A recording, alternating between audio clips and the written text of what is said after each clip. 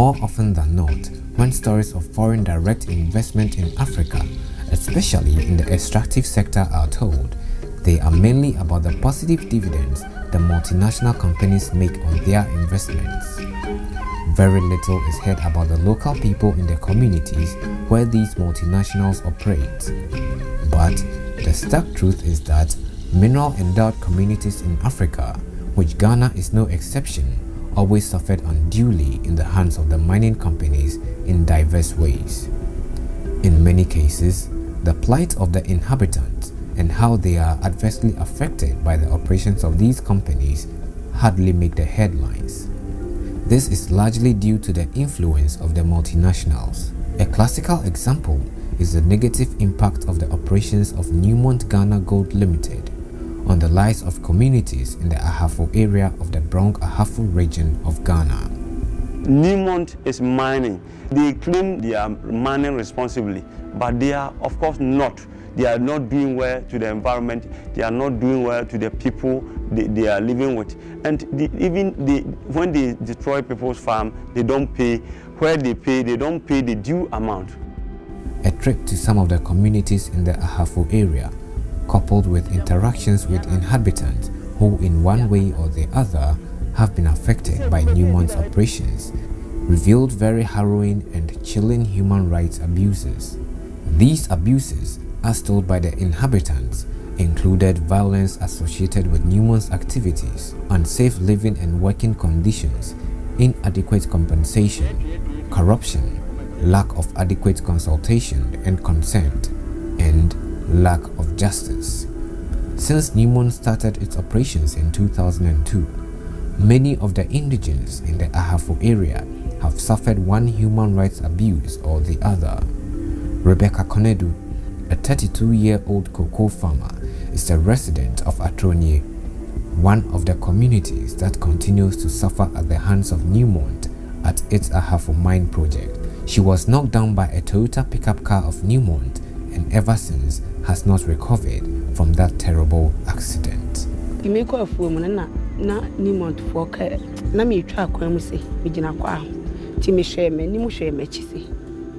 Timi yes said the mitrum the me who said Newmont for car abome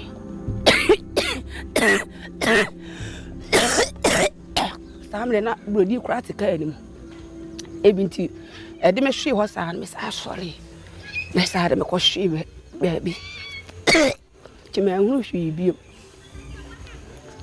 ti pa cho de me hu ya ni se me da doctor na nsu isisi me so to mu yimba fie stay na me mu meda minti yede enna nti na me ana me ye nyinse nti na me ta ma yede se apa ho se moja tu mi sa boso me be mi nsa e wo ma me tena ka mu kura ne bi e ba me tena ka mu a ni moja ne bi ba eso enuro kura wo ma amma mi bi omo de me ba ye so omo beja mi si fie tu wana mo ama asasi kura ese didiso aton oyile ni nipano onhwe no kura na se miniskanti so ele school en faso so hwe nkole school na msanti dipa be mi ni eje school e pa cho enam se me yale ye no ho kanti no Newmont fo anya me hwe o mode me koso kwale busa be sie o ma ama me sika bia mpo se me yale ya me fa nhwe me ho efiri won so asasi ame do no papa kora aton se me ho kanti wa ton ye se fia na me ye de mete still so me ho nto me mu me bowa me sisi ntimi fa kora anya akiri okay be ma kora na me da on feeling ntimi kuna jame. As a mother of 4, Rebecca's current condition has rendered her incapable of doing any hard work to fend for her family.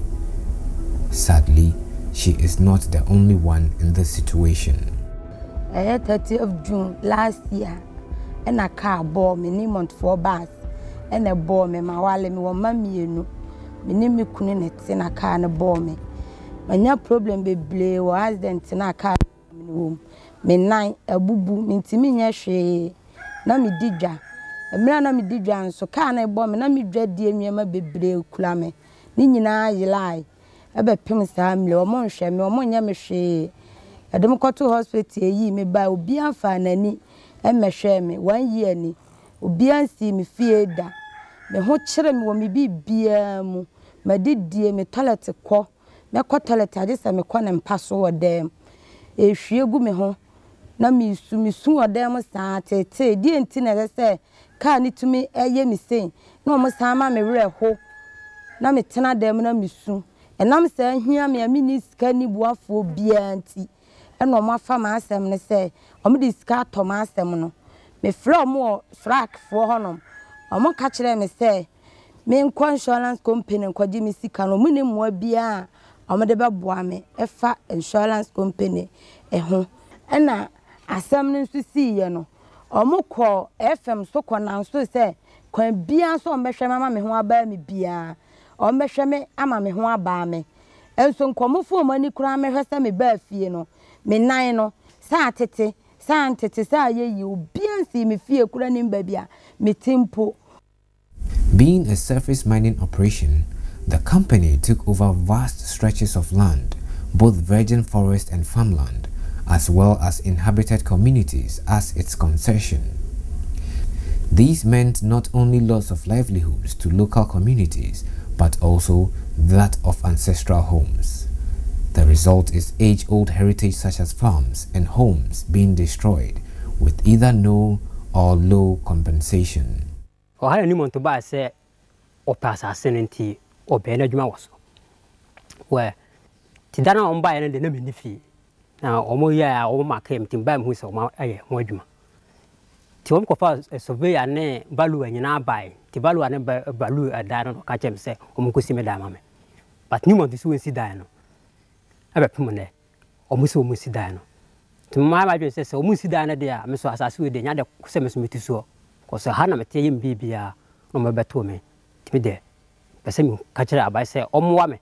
Anase akwaku a wo wiase nyina anhu se asisi a Newmont wote ase a wotisi no no dan no mbesusu ne bibi o mama ye kope o mama ye hwe ye kwaka o muse ye ne ye occupy ne de o mbesie dan den amaye a kire de baya o muse mo bibi di local eno no mu hwe ma de yiye ne afirim na ne ase bi ye ahoho a ye bedua ha ne de o musi dan ma ye yiye nti ye nyiska ne ye den ye nko ekurum ala me dukotu benifo ne bi se me nyiska na yiye ebise mi nimse mi krom wo ho ana ma be den ma betena ha wansa me ye Ghana ni die e wo se mo ye den musi bi da ma me kan ya o musi da no musi ma me yi akire wo ha no ma sa frem se me mra me nka ho asem ye koya o musi ba ko o mbesi ba ko na ma me mi da su ye num ti me dwuru wala mi susu che penimi no se da bi mi di kanje ba ko na nsa eno kura be ya madanse ye ne mahu koya mefa so ntanche na EPA fo ba na mede masam kotu manim o mede me ko office wo mum ko hu se de Newmont ye nyina na ya sisi sem no we den o sisi yen efise Newmont beje ye Dubai na se ya bibia o mane ye media no ye te wa no abesusu no ne pe no de atua ye ka ye nim sika bi o de mayen so wo ko kaso so a ye ne ye se sisi ya tit soldiers ni police abe den abegubushia enti ye de me masam ni se obi o hwe sa dwumadie ni ankura bi omutie bi omo hwe no momoye ye na etikanya sa tutu ye mabo ni obia kamafo ese wodu asem koto aban ni ma aban benifo na wala omo ma omuaye ani ati ekura bi ase efre ho hawa kurum aho na omaye Telis dam oho na yeko meyire yare na metu kwan medni tu kwan ko ayare sabia ye baaya no ma bedwi eda ni nyina agu abra o man kan kire no bedwiguye e wo man ye ko mo e fra yare saba na ye ko mo se e pamcho ye ba ma bedwi eda agu na ma mo ya man mo dwiguye na e den e ba sa di o mo kan kire ni se e dan de o ma ye mfumso no ko dwiguye fi so ma ma ye lete bia no ko dwiguye nti sant o ma ye mfumso nti dan de o mu ntua ni entim to mu ntua nti yenka ya japade e wodam ho na wo mu entua yeka ye no ma na wodam ho no ani ya japade na wodam ho ya ba mo no eka ho nti ade kan ho no ena ni nyina akosi 130 million eno omo ye nse sa na tie dia se yesi enoma bi kan no ska nyina akosi 130 million dia ene omu ni bi ho omu ntua die epe bi aye mfa nko nti e ba sa no ene ye do omo call human rights ene ye ko kan asam no ho ene ye ko bua omo fa lawyer e de ni ska de fa lawyer nti e bua omo fo Newmont fo di fo nti omu di fo na director aye say omu ntua ye ka no ya twen omu ntua ye ka afi asem omu kan say sese no de epe bi aye mfa nko ne scan de e dos no nti omu ntua. The pollution of community water bodies with dangerous chemicals due to cyanide spillage is just one of the many problems Newmont has visited upon them. Maybe a chamo Newmont eto ensio ma na bini wom ama yedi ho asama anye ye na ba fishi ni Newmont nsio ayasa o ma sa de poison asabegum ama mumu nyina wu enti ya de beto abai nim ma abai afre Newmont ama Newmont di fo Pari tank no omo ye bi maaye na sansuo no soso no ye ka je omo de obi betena wachema wate ho no wono wo ba na okutani nsuo no wade aba na yeso ka che ne sese nka nsuo ne ye nsu pa ka mo de bre nka wachema obetena ho no konkuta nsuo mfama enti sansuo ne ye mpe eno so ya de bo wo mo charge wo mo nya ho asem bi anka saa mre wo betu pipe soso ama pipe no soso kura enye de wonno mate sanchene nchene nsuo ne nya de ti ya ba kura ye ntime nom. Blasting has resulted in either cracks or collapse of many buildings, and the general mining facilities and operations have posed serious environmental problems such as noise pollution, dust pollution, prevalence of mosquitoes in communities which are close to the project sites. Okay, how are the brain and Yadana Bubuno? A Dana yes, Nina, the Damunya said, the Damunya, the Niana Choco, Nina, Buana Junusu, the dinner so bad. Mude den fi den de ba pa ma na dwona ye wodate wani kura wontimi na bi ye dan ebubui e ma ye de kwato Newmont fo anim se omo na ebubu ye dan no o magi atum se omo blasting no e na ebubu ye dan no afi efiri ho no o ma be siesie bi mu de ye de ne yatu kwan omo se ya metwa picture ne ntini ye de ne de omo enye ya tu ho na ma wa se bi omo abaye nso no ukobisa omo se bi omo abaye bi omo abaye bi omo abaye e be sinne As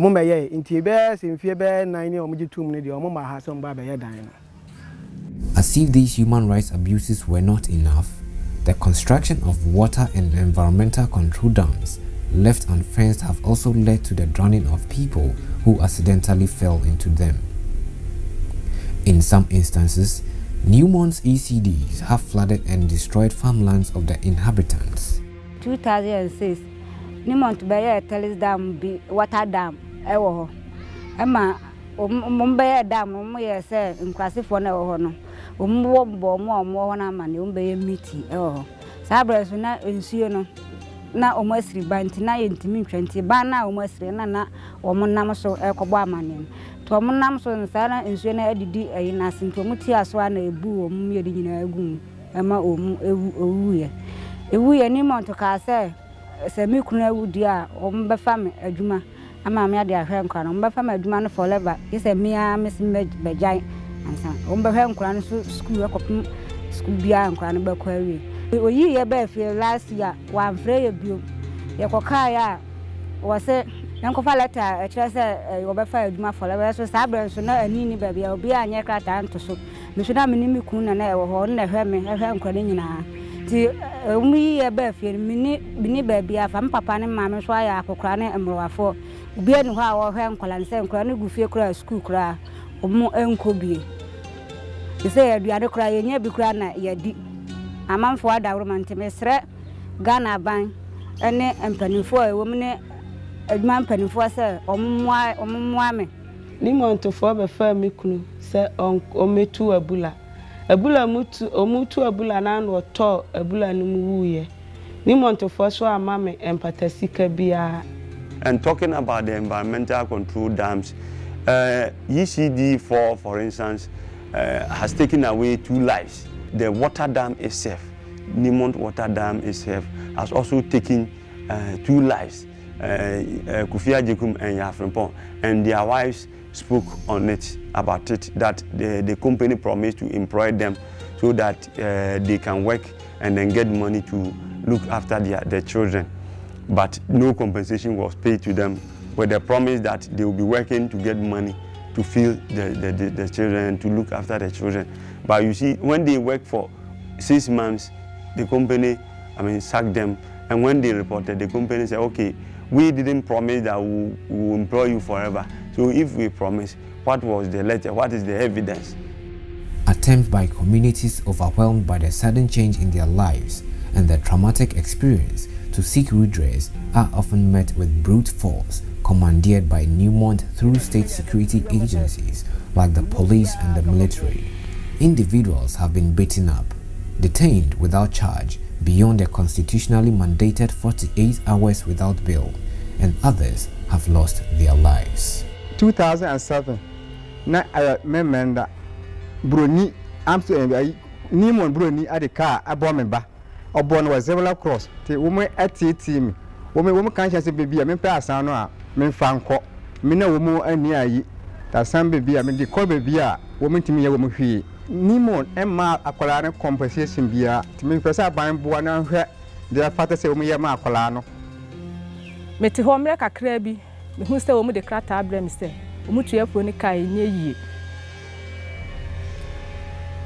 Tia some near me, and mamma, dear, some go down court.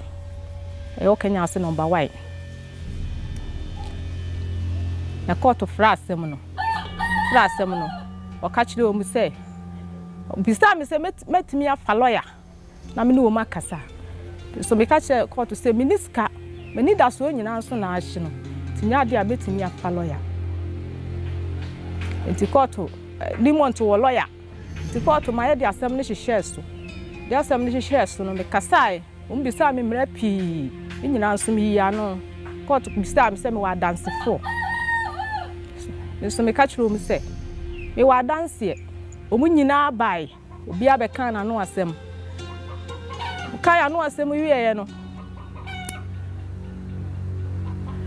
magistrate ya ne say obesa akohwe afuo no okohwe afuo ni mprenu okohwe afuo ni mprenu wiye no afi o ka kire me say obegina fire panini na no asem so na wode abuya asem no na fire panini no e kan say afuo no Newmont fo no Johnny flew Newmont for her now, Baba she a phone.